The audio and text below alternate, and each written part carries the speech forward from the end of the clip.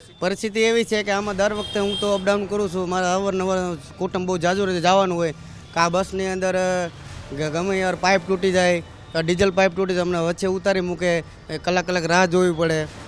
આ બસમાં બેસવાનું કારણ એ છે કે અમને તો ફાયદો થાય એટલે અમે બેસી જઈએ. 25 રૂપિયામાં આખો દિવસ અપડાઉન કરીએ, અમને એ ફાયદો એટલે બેસી, નકર બેસી નહીં.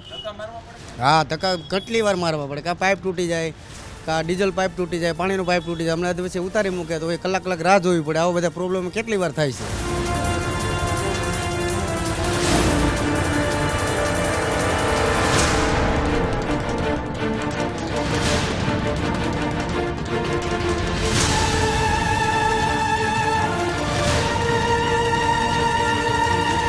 જીવનો જોખમ તો હવે આ જરાક ભીડ હોય ત્યારે લાગે એમ, કે ધક્કા મૂકી થાય ત્યારે લાગે એમ કે પકડવામાં કે કોઈને કહેવાય નહીં કે તમે આગળ પાછળ જાઓ તો વળી કોઈક બાધી પડે તો.